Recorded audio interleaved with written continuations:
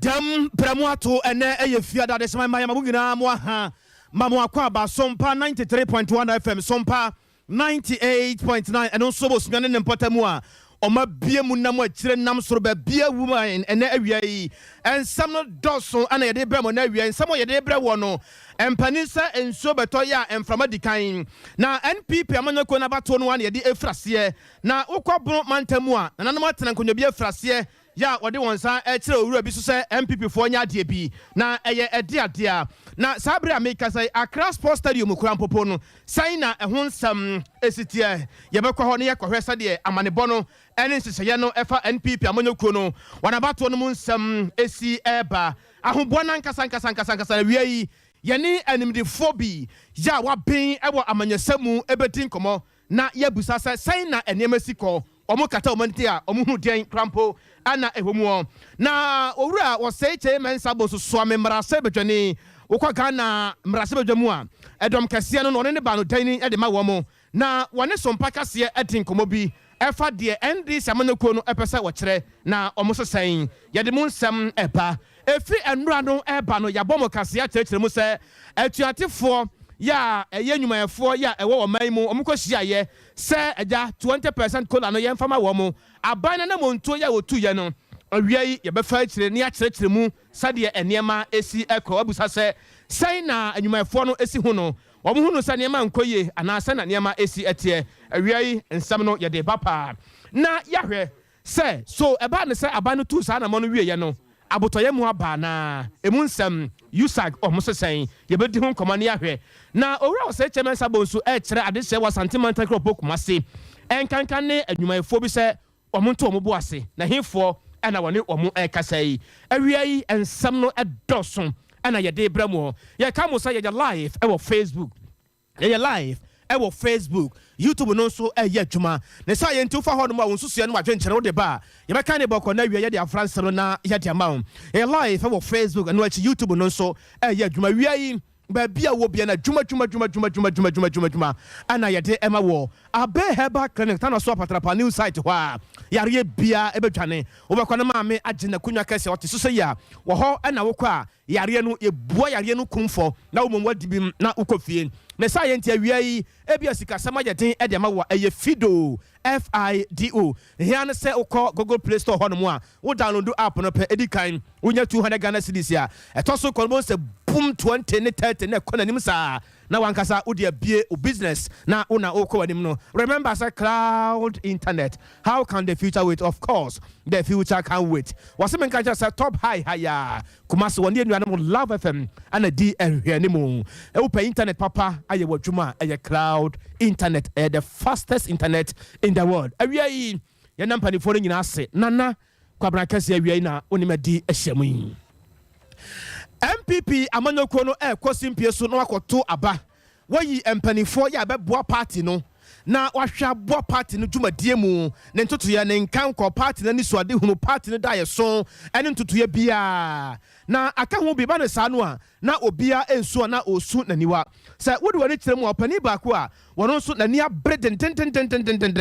ewo NPP amanyo ekonum sa atu ahene ne yasi ahenefo enya ne mugidie na wonsoma no sade empane sa ye soma bajansafo ne mum ye nsoma anamontente no na wono timbe ye titane enfama MPP amanyo kono aya ngoma suamu obefo Christopher ameya kumfi sa wodi wani kire mu papa yi wabo adwuma yie pa opani ya ka ne ho asem ngoma suamu ameya kumfi kane antiama pa apreso John Jacob Kofo na apre no so no na wo ye osoafo ohwe ngoma suamu nsam so na kire kakra no opia ko na nim kakra no ana be ye osoafo a wo hwe port na afenso habo ho nsam so wo ye adwuma pani ekọ nim kakra no hwe na dwuma de nyansa mu ni ade no ana MPP aban na nado danko Kofo do de anim yi wono so baye ene wa ba no board chairman e wo Ghana Infrastructure Fund and currently see akra ye ka ho asem yi o ye Public Procurement Authority odi adwuma e wo honom papa ya bo adwuma so MPP amanyeko ni ye pa ne sa ye nti wodi woni kire mu e wo bono epoye mantam ne mu a empanifo e kasa na nanu atu ahenefo na e kasa kire se adan ebra so se papa wo se he na nimonyam ye pa sha wo se na nimonyam nyina kire se wo so mo to aba no boom adema wo mo na opani ya wone Sompa kase edi nkomo na wo kire se ebra so se enwuma so mo benfo amayakunfu ye he na nimonyam wo no papa ni tin ene nana amankwa tetete ya otoso mienu wone yakwamo hene e wo tuobo no nanam atrankonwa ne nsamu a wode ma Sompa kase ne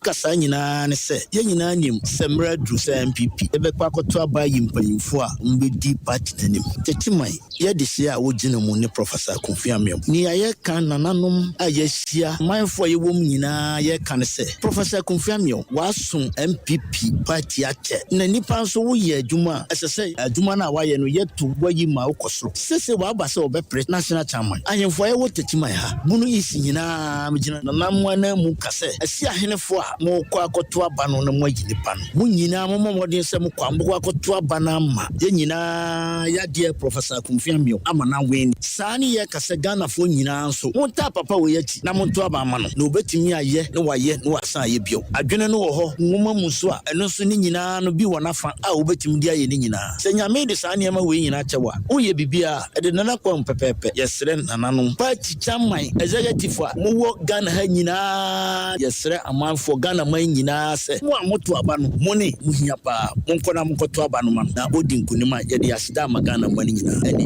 yankopon ti asefo ene ya etwagu ye eye nana amoako amankwa tetereta ya otoso mienu akwamu hene e wotuobodom nananom atrankonye ye wobono apoye mantam no emu bomofo ne de nam ho apaso nti MPP amanyoko no nsamo na yegusu ya ye de ema wo no na ye boy homode bia se ye bekwa homa no so na ye ne enu bema kwadwobafo adi enkomo na ye hwesa de enema esitie sign na enkramantam no esitie amanfo eba uhuru MPP amanyoko na chanso die bi na Accra Sports Stadium kura no sign na esitie efri ne ya kosi ne dwara de anamontuo de nyina ekere enkramantam no mu a ye kohwese NPP amanyoko no beyi etu ahene ye si ahene fo ejambe kosi mpie so na omo so akwakyere sampa asema zia se anase obenten wono ne yepasa ogini animu wono ne opase yesei wono opase yesei adebo party no ene na yegusu ya ye pema homa no se nyame be ya doma ye nsa kan ye nuabe ma kwadwo bafo na watimi abomu ye etema ye hwese signa enkramantam no esi etie abusafo ya mudi yachi ene awiai e wo YouTube na Facebook no MPP amanyoko no nsamwa ntuba Facebook no so a bo MPP nsam no etwagusa e wo Facebook no eso nti ye hwese kwadwo ma ye bekoya ni mu aba nyame ya no ne nsaka kwadwo na ya befa kwadwo ne ya hwese de enema esi ekro abusuan ye da so agwom e wo NPP amanyoko no mu a na ye ko ahoma no so na yakodi nkomo kakra yene Dr. Abdul Jalilu Atiku wono na yene no edi nkomo wo wori kyerem e wo Lagos fiaponum se ya wo kyere amanyosem wa ben animde e wo amanyosem ya pesa yedi nkomo kakra ansa kra na NPP amanyoko no be kosim piesu no akoto abai kane ajokom ko foma mpani papai wo de nsam atodwa pa ana wo kyese na nsen oye pani na wo ka asam sa de esistie pepepe kyere se NPP amanyoko no wo hwa atuhu ache ahofamma ene ahokeka pa wo party ne mu no ase ehihim kakra eno kura danchane so a nipa bebre ya wonim de e wa manyosem hwesa de amanyosem sitie no amanfo se no akoye sikasem sa na yepese din komo kakra ne yenhwe Dr. Abdul Jalilu Atiku ana yensa ka no homa no so doc nyame asom duen kan wo Sompa so ne nyame adom e hoye na mo ti san Dr. nyame adom ye hoye na wo nso nyame adom yede nyame ase papa Doctor eba ne say ya ja wa ne yadwan to awo ya oboa ye ewo amanyosem mu aja ebo ekina ena bibia eduru so ediama NPP amanyoko no empo efri na kosi ne dwara so de Doctor boyen komo kakra uhunu ne masen wo kata woni ti a efri na no kone ade nyina no uhunu ne masen oh yo milia medase na me fa wa fie disu na me nkia wa tiefo nyina yes, MPP Congress elect national officers. Say terminal adu, and we are not expecting anything. Say or more. Hello. All right. Yeah. So ordinarily, yeah, you expecting say or may have peaceful elections. We say do this time elections, over the past few years, Congress is on a bio it me than violence, a bio sika churning semi allegations. I'm saying so far no, nema so we hope say by the end of the first conference na omo election omo leaders, and particularly this time no MPP a lot is going to also depend on the national officers now omo elect omo, because the party who is seeking re-election in 2024, and there are a lot of first and things that they will have to do. So leadership at the national level no idea here, and they have to conduct themselves near Bema or maybe they are still united as a party, and then going into the 2024 election no papa film aba amaomo. Doctor Yanhwe of late Ghana has a to aba about one be na wie ye no ubo se na ye yi nipa asem na so obenti ubekwa mu ubebusa delegate ne se ane wono na ye pese wo oboa yen e wo sa aspect ho nanso wo tena se din na wo hwa ya na se sika ena esesa na pushi enkofo bi to a certain position. Doc, this time round no o hwa sa na be san akọ no wo ho yo minia me that say enya wo kan enokre over the years for some time now delegate conferences adibia who say bibia say delegate e beto aba I say electoral college bi enti ama very easy say amount for a bill betumi edisika, and it's I think it's not going to be anything different from in the last few years. Sika no matter what it is, because it's like it's becoming a culture. There delegates and ushe delegates from maybe the polling station, previous elections now at the branch level. We ushe some of them. I say among for any people want to be part in the process to elect officers, because say this is the only some party almost struggle say party power. So many things they don't get anything. So the only opportunity is say almost best struggle say they become delegates. Never this time around say so that they can get something from the party officers in the So it the Bonia started in all the political parties, whether smaller parties, the big 10 parties like NDC, MPP, they are also. And certainly, we are not, when there's nothing indicating to me, say, this delegate conference, MPP, certainly money issue will not be. It's been one of the national. I think after the vetting, the former foreign minister also Kanwa or Contesi, he raised the issue about Sika amount for a teacher. So I mean, it's a feature here. It's like it is coming to stay in our politics. A hard win, but that is the hard truth. I can never say what is happening right now. And it is worrying, because sometimes to me who say this political party who share position asimasipa na ye demanwa ebeboa, but because of Sika in 17 last minute now ba yakoto aba ediama obi ebalesa party ninkasa na bebre party no and the best struggle throughout, because the election is not just going to end within your party, you are now going to compete with others. So when someone ni obi generally accepted na mudi Sika atia, it will affect saying how that person is going to lead and contribute to success in the election. Famba beno ya na enye nwanwa kakra efisa ya na yesu se sika ni wo maimu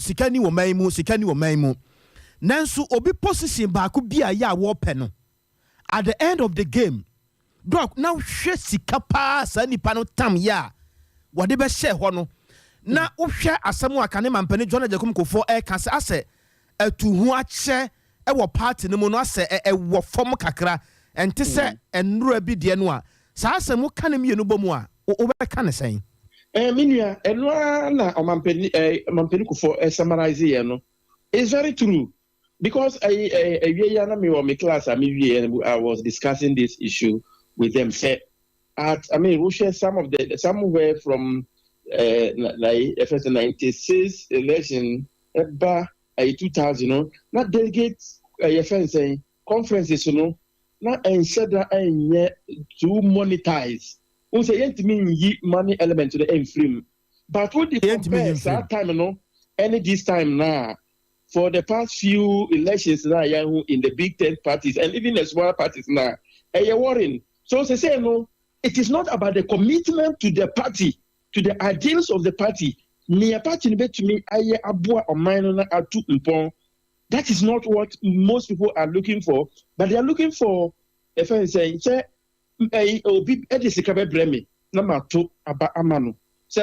it's worrying. Even in parliamentary election, the same thing. For some time now, Chairman Sabosu, the honorable Chairman Sabosu, he has been about the fact that the caliber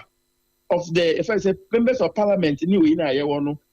form, and that's exactly what President Kufuor is also saying. And that is what money does. It means that you are going to get people that are not fit for purpose. You are going to get them elected. They will pay in money, or be a member of parliament, and now will be the party position be. But only the friends saying skills, knowledge are obey to me at their boa na akwanim. So delegates, now it's about money. It is about money. Recently, survey be around most of the delegates one say what they are looking for is that sika. So we need sika, member contest. So we need member. So Doctor Wadaruma, yanhwe say na yamfa nkomo no NC. NPP amanyoku no say breaking the eight. Starting free enne chena esi echo. So the Ghana fo bi kan say omo ebe yi wo omo chena ene ne kwasela so no. Omo na ebe di anim omatima breaking 8 uhunu sa. Well, breaking the 8, getting party officials elected. Good microphone, those that will be dedicated. One of the factors party, but if I say engineer and also there are so many things. The living standards of the people in the country. So even if you elect good people that can mobilize in the area, that's a living standards. You can never break the 8. To break the 8, you need to work very harder. Putting people's lives at as your priority, because that should be the focus. Because the point is that it is not the only MPP delegates who will be voting for you to win in 2024. You need other people on board. You even need people from even the opposition side to be voting for you, and you can only do that. Doctor, what position in country in such a way say amount for who how. These are some of the things that a bit Bua party not to break the 8. That's Papa Dr. Abdul Jalilu Atikuna Yetenenkano. Would we need them our legons upon moi, or you'll be our chair among yourself. One of the Wadia Fa and Yamamuka Cranon. Nabusia, Ukagana Marasabajamua, Sadie, and Marasabajan Sitiano. Your Bunkuma fa, and you won't fa, etrese. Your dom Cassia ho, and your dom Kumano ever ho. Na Uko Ghana Marasabajamona. Dom Cassiano Bano Denim, Uba Santimanta Cropo Kumasmusua, one no son Brasabajane de Ma Adesia, ya, a was swami. One I was a chairman Sabonsu, and I no pay, one is on Pacasia, a dinkomabra. Now, or Mahini or Dubuachi, a tit Negamu. As some of they buy and say, Dom Kumano, who ya and Waka Crapa, so may, Sadian and Anum Concunia demo, Gunsa, ya, Paya, Tredian Ponyan Cropo, ya Trawon Sasa, ya won't send you any idea. Yenu anu asofo so bompaye ene yenu anu mozremi so ekosumi omo bompaye se kwa ho san prom yeni mpuntu ni ye yomra wo manmu nanso ade bia ka me kwaye se ebeba mra se badwamu a ebetimi aboa Ghana fo bia no na dom kuma ye ndis amanyaku no omo ebo edi to go dom kuma no asema omo ka nyina etrese $1 billion a eye sika ye kwakwaje ya eye syndicated loan no se omo kapa dia aboa Ghana fo pa dia omo se enye syndicated loan no enye no say I enye na dia asem nie o say oh yeah dom kuma no de enye mo afiri se ensi ho ni ade no ade se emmo ye kura na yentie ewro se chemensa bonsu sasika no budget support nti say afibia ya enya budget support kakra bia like KC ni mu anytime like KC ni mu bia between the 2-3 billion and Canada support budget no on say sikano ope everything no ope dia ye demand ni na no go for promote the kakra de bia unya kakra yakubia unya kakra de bia unya kakra so na be hu se menya si so ready no so e be ho ni mu na also udi I mean ti afibia me ko pet budget support between 2 to 3 billion dollars na revenue no be nya no which is we are could sack and any menu so nti afibia no ye pen no ne 1 billion because almost say rating agencies ne bem am downgrade ye levy the home to kwasem ne manema na you say for also you ni na the top and all say and finally be the so parliament here na say omo ni institution so be more man no we o fi the MPP abana me ha no institution so ba ye no ne say rating we see mo say the moment we can pa tinkutia mokabia any ne downgrade ni bem any man afi o ko jibisia na o ko je budget support no afi we need because say ekobasa omo sika na afi no mo fi mo ayo na say ayo mo na there be sika na mama say e to do wa ya no ne sika na mpia ma mi o so ngene na ekofasa sen enso e bai na na mi adum ni saka na we ni saka ya no enam say akwansisi adamu intino na ma yeso ki se also chesu mitmetia tinye the insurance ani mani intino na ma insurance na abaho no ayekesi insurance no enye 250 million senior makan entesa akra endo na minority da akra ka so insurance ni 15 million entesa enye even 15 million about $32 million because of the same you know so we see kind of my ban ko physical and family emejeduma and no am so me downgrade ko physical I say the cost of borrowing ako high if I do how ya dey bia on hwemu nso so e na ma sa ko ma he no and this ya ban na to o mo ya na to and nam ni pani ni edi aboye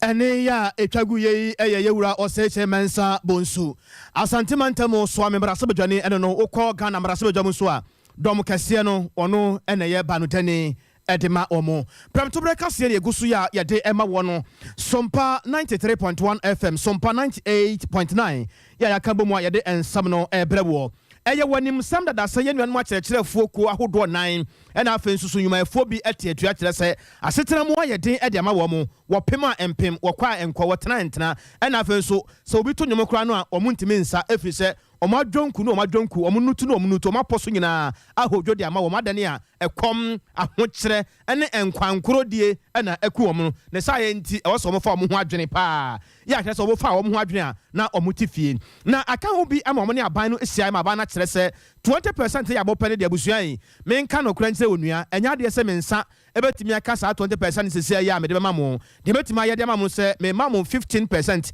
yɛ akyerɛ sɛ saa akyerɛkyerɛfo koyi omaje ediatomu eka ho bi ma ye ne national president de Ghana National Association of Teachers Reverend Dr. Isaac Owusu Bempa di nkomo ebusa ne se papa ne yatie ni o se wodi ani gisam ana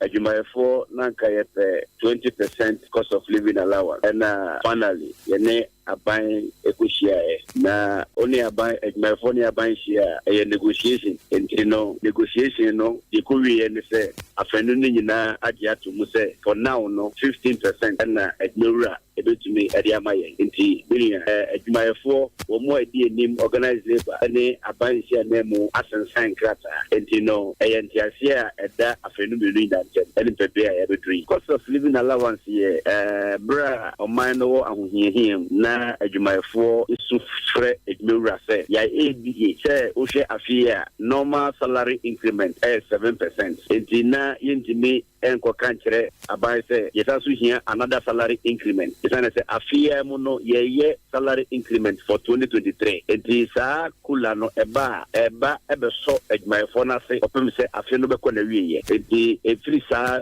1st July ekopem 31st December and akula no ebe adwuma na nyame yadoma 30 January eno no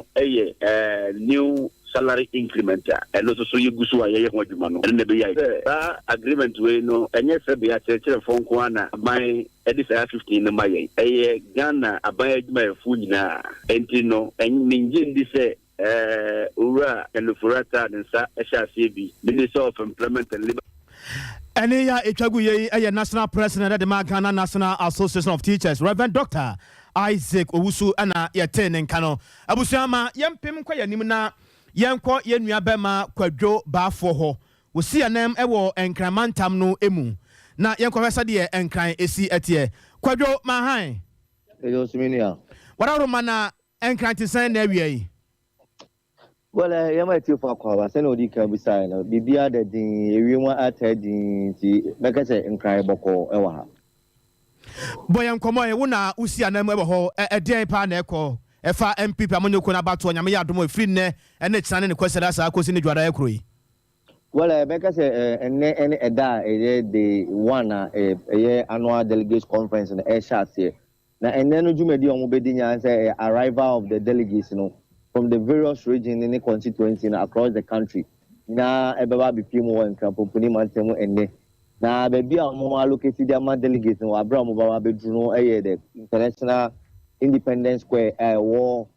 sports stadium no enchen hono na ho na delegates no eba omunya be converge with their various bases no na ho enso na mpelifo the elections na ni mo na dey atuja say ho na mo the delegates obi accreditation akoma omo so no mua so ne ebo ebe no na ko no num so no ho na media for so accreditation bi esefata biaro obi ensabeka as at now grounds preparations na neguswa air force for mountain of AB party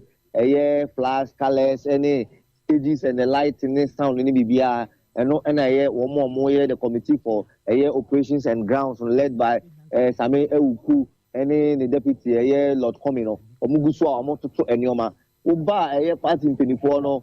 makumi enu bi no omaba hu bo aben asamoa ewa ha hu Kofi Japan mehu mpenipo bi Kofi Ameya o any mpenipo bi aka aba be nam ho no anopa be hwese ni enyoma eko wiem ho kakra no mehu say police force so aba with numbers of security almost so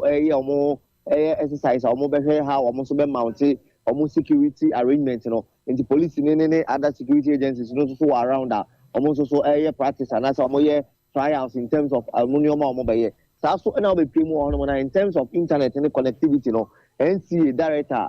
Joe Anoche and so in palm for so Juma pa almost so say the internet and network I be Juma or across sports stadium no the be internet almost so almost Juma and over there and then akwa for say preparation and a party for so no they share them can say omo free various constituencies you know and the regions in na ebeba the across sports stadium and then ubusami so far the arrangement cause what across sports stadium no say na adeba kwa any customer say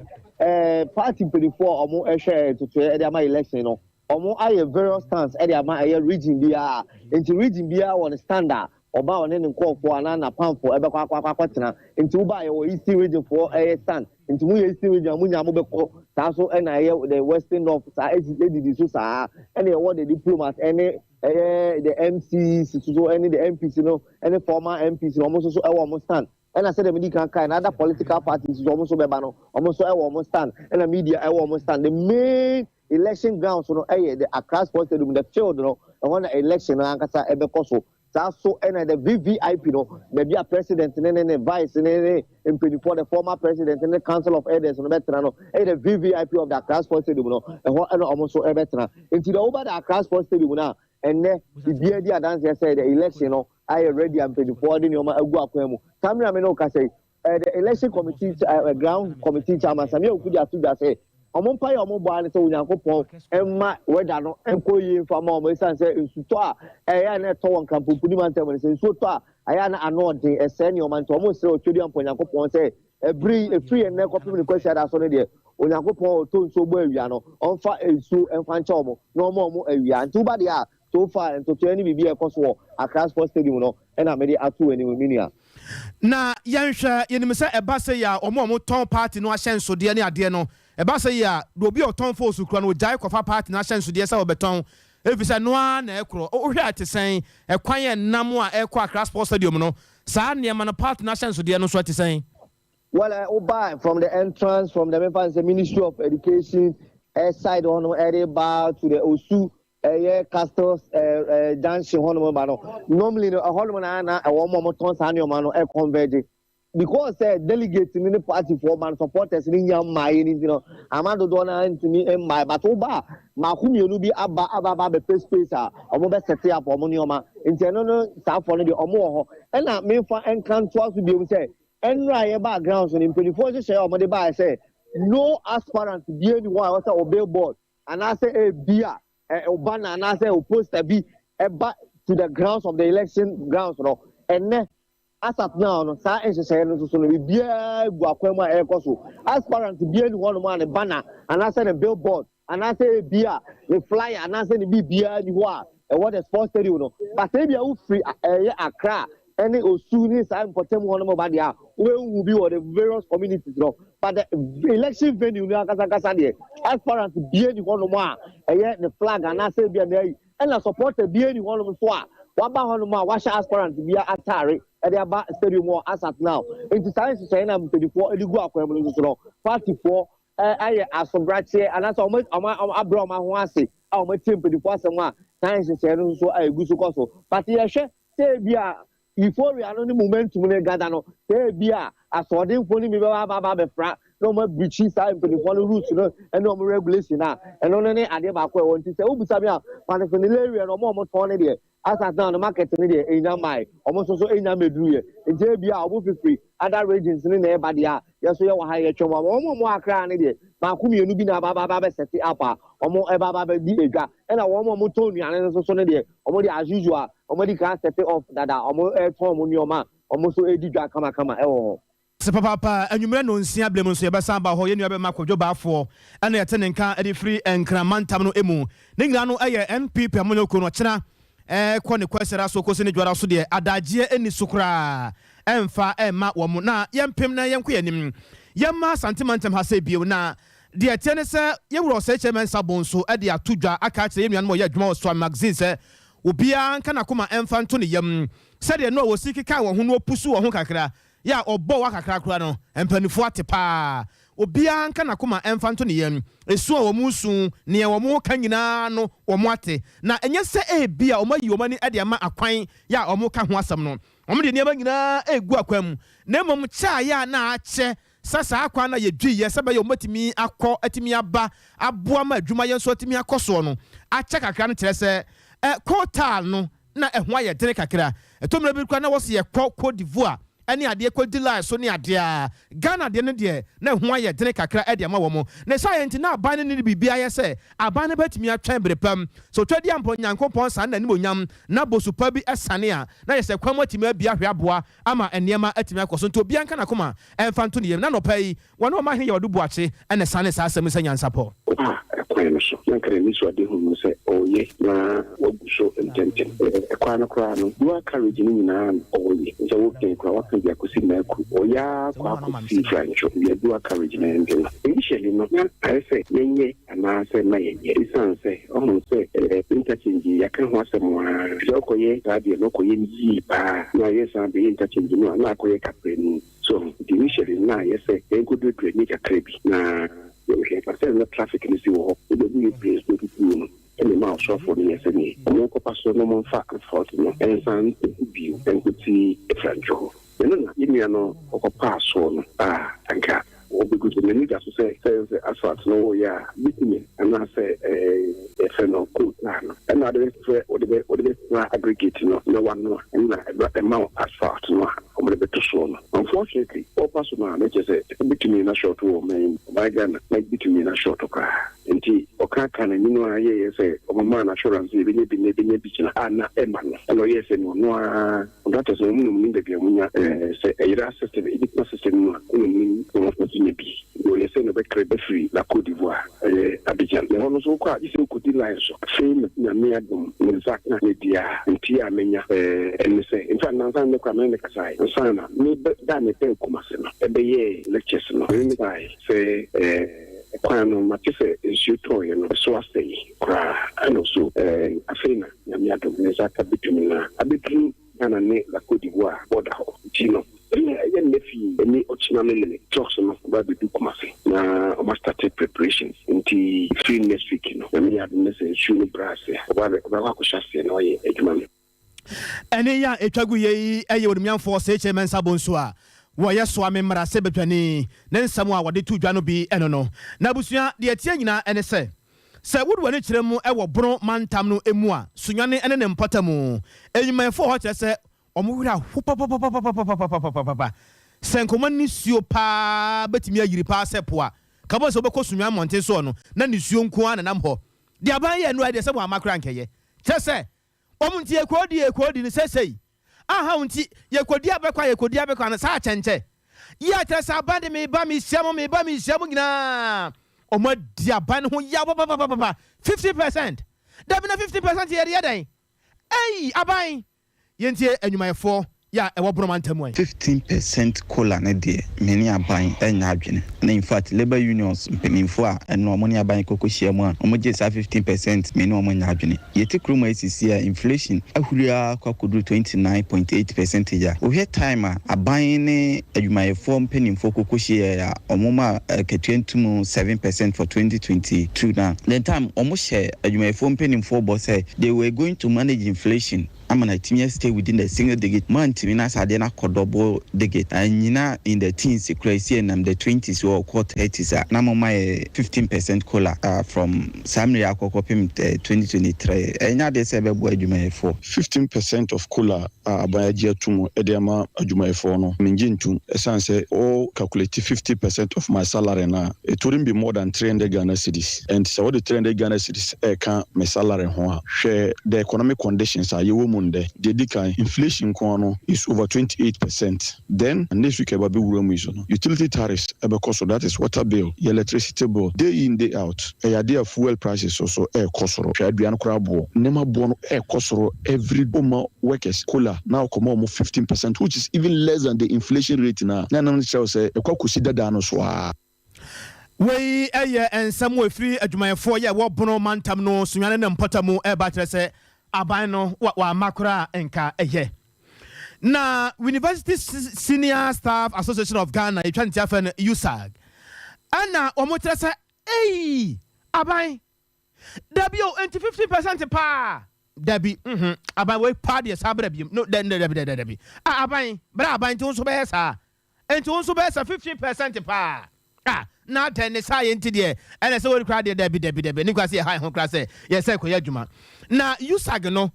suapon ahodo ye wo man mu aban de no enyumayefo mpanimfo ye wo mu no wo ho asem ena ye kan ena mo cha say aban we dia dabraka na owura Hector owo ahene e champon ena woni sompa kase edin komo ena ye busa ne say papa say na aban say 15% na mo somso say sompa so nie me wa asem kan initial say no government no e dey 5% and a buy as against 20% na organized labor the request no we na chi no almost start here almost gimmicks no gimmick government gimmicks no say meaning say oti ase so how bo say almost some key people amongst the unions no mo do ma question caucus be ba no mo be can different thing yes say they could do that no na government so be ma labor unions no 10% of the requested 20% na initially now that's senior staff can who be na pen ja you go so change I feel they could do baby government over my 11.5 now a union for no so it doesn't jina baby omujina feel they so by 18% yes the government 18% the end to be I buy no aside o ma question caucus be now you see all these things are AC nyina no sometimes no me pese me blame penifoni baby na mum say nyina ye kuta one voice na say ya again say ye di ade ba ko na adwen ba ko e kopa de wa ban ho na so yan compromise ya menye sure say nka 20% na ye pɛ no nka yenya kokos nkiti amongst labor unions any ye downfall the bia senior staff and I say other institutions staff omobre o hwɛ said the koba ya kokos nkiti say ya eno na nam so ma mi bi se mo kai ma mi be gina TV so bodia say sa Brian envelope sem this time round no mo mpe eno a bi me sure say e bia dey see na government is so smart say o pick those vocal no behind the scenes no be brains na hono no mo yes discussions I hope say bia o mo ni na share na discussion but some on show na ni ma o ma who say we twa wa be nyawe mu de mu mi so o ma ni why the Ukraine Russia war di sa pepe 20% kai gina na so a me sure say nka ban no ontimi decline because ni eni abre say 20%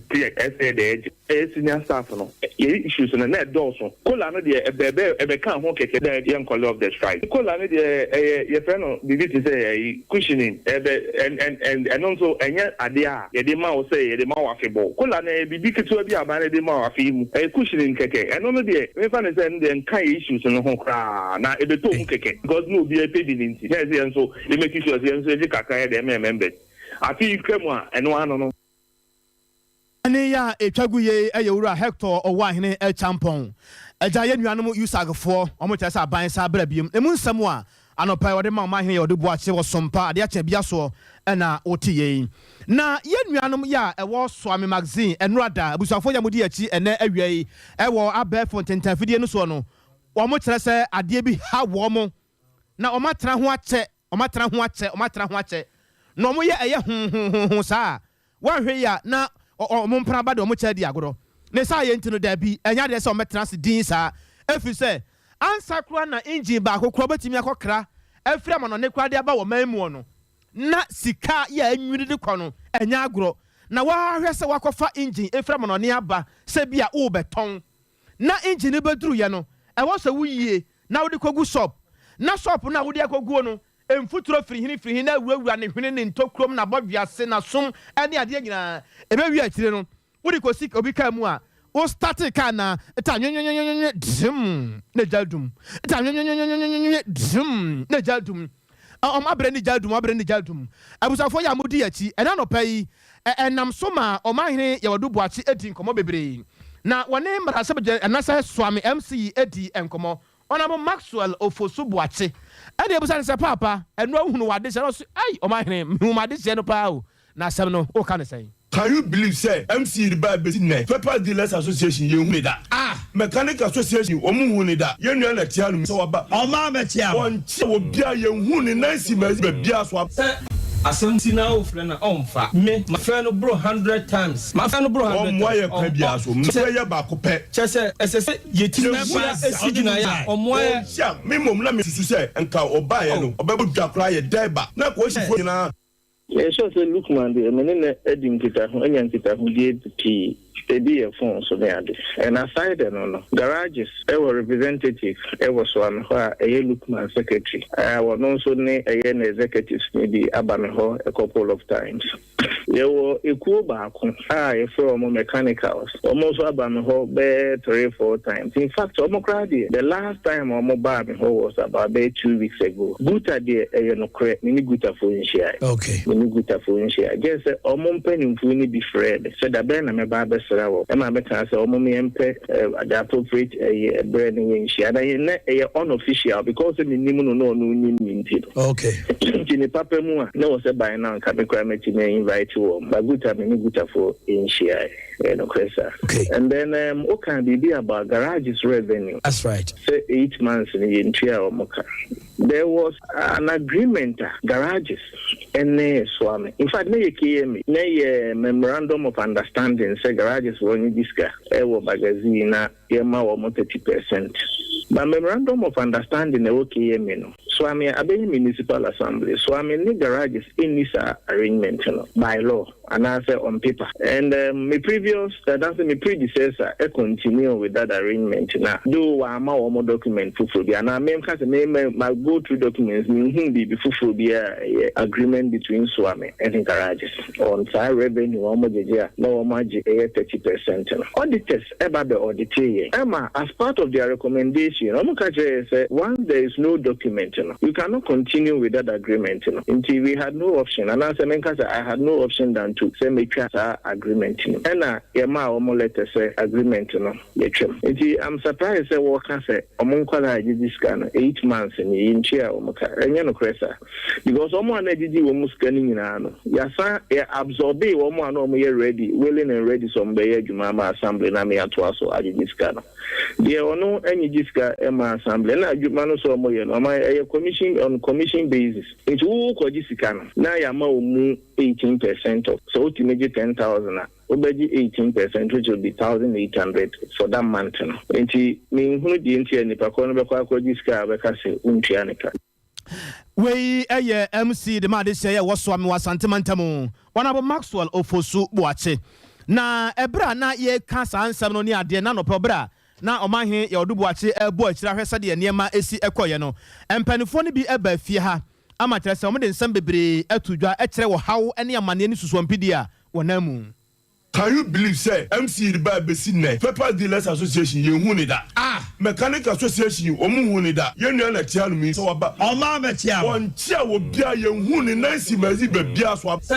asem sina o friend na onfa me my friend bro 100 times my friend bro 100 times why kwa bia so me say ye ba ko pe chese esese ye ti member esigina ya omoya sha me mom na me susu say enka oba ye no obebo dwakra ye deba na ko sifo nyina o me ne edi me ba abranti a wugina wona so oba ye adwuma no so obebo not a single meeting so power stakeholders meeting and the office wa harmo not a single stakeholder meeting from Maxwell I share no say bebre kra ni mu no say ka say Maxwell Martin Dimbo bia ni mu no bebre ni mu no ya call na so 2 times me ni papa yot mi nchen ya koto no hormo ya koto coordinating director and ni di nkomo on some issues so obehu na nim pa say wa dantia bamazi o ye hand constituency ni no ni stakeholders benya meeting no not a single meeting na me ka chiro mind so say eboa on from now from last round Mrs. Yalo me kan che ye hu djuma de bia odi man han mo as we say MC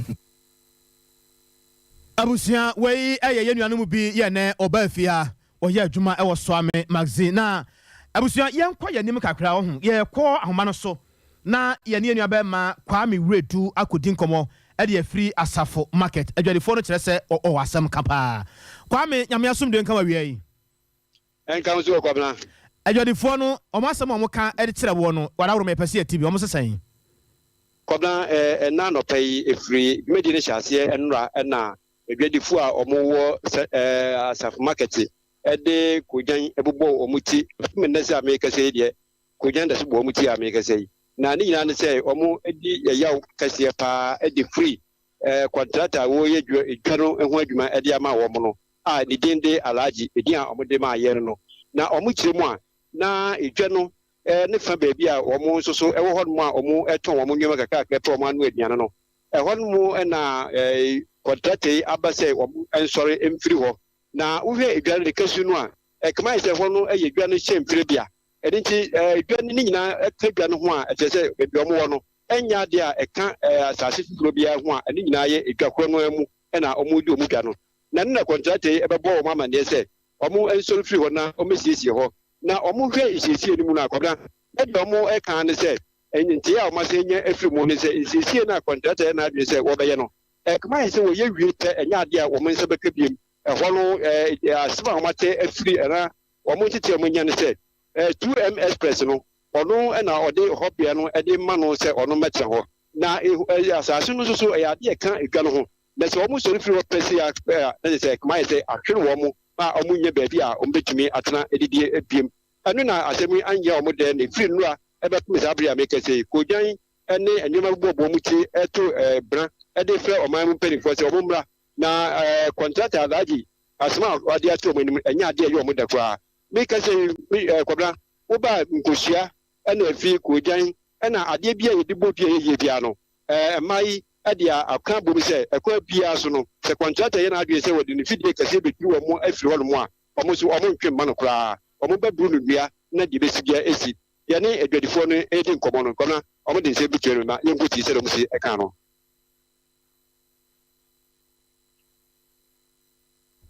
Abusia yenua bema ya yetene kan eye kurame wiredu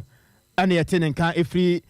safo market no na eye nsamo a adwadifo no ede ema ye no bi yenti omo nsamo de maye aduane ato agu ye wo si dan no be bia ni so ode dan ni tie kura wode si ye so ye hwe ma ye hwe abusua enti ye srem omo kasa e wo mu se omo meka bi ma ye na sese de ye ni ata akokọ wa wo mu tu ye firi kumase abontene market get here. Almost to your auntie and yammer. I like to go to you. Yakafa, I just go to you.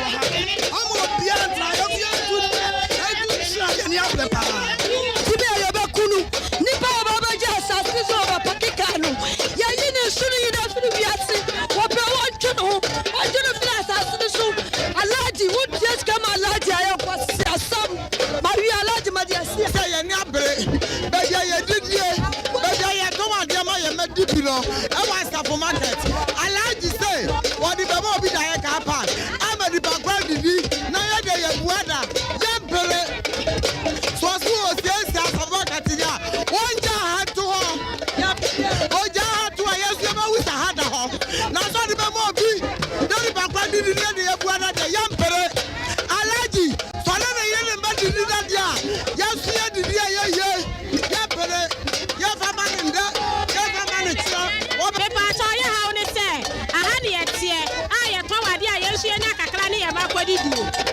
As a market gate, ya no honey at ye. Papa be a jet to stores, no stores now. I'm here. And for my yet, and Yama from then you may ask what you want to. Was he actually all farmers can in all family station 2M Express. Mama Metra, MLO,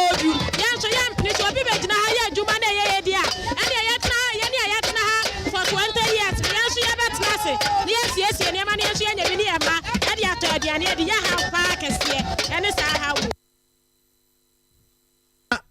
We and Samoa Yenya Bema Kwame Redu Echo Asafo Market no wate emano ebra so say ma dwenta ya modia ba no ye hu adwuma kama na ye de fra ensam no awia yi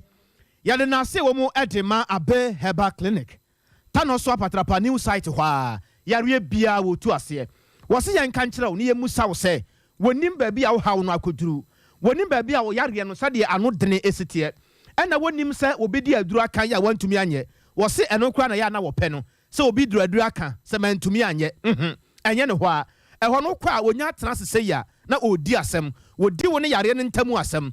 na onya di asem no wiepe obua yare no kumfo a na wo mom wadibem na yatu sira agu so na wo kofie wo bia wodi esu ekọ abe herbal clinic ho bia no wo ba no wode sede ena eba yare bia da utwa scano wa fa afro enhwemu bia wo pese wo yefa oni fadua mu no hepatitis abusua ko nyina no wo ye ho de adwuma saa so ne bia won kwamwa no wo fom bema ebedi na hia ejapade nyankopɔ de ma yen wo hwe ne bia nyame obɔ wo hwe na wasisi wo fisa na wo nye fe papa na nyame asisi wo a wo pese wo ba mu ohun de me kirei ko no wo ma mu ma wo ba mu se ya duro se ma mpato ye enye sa mapra wo bi ba eno ano no ohun wo ba ye no kama awo abadin to ana what abe herbal clinic tano so apatrapa new site hwa ba bia wu etiama no 0243 34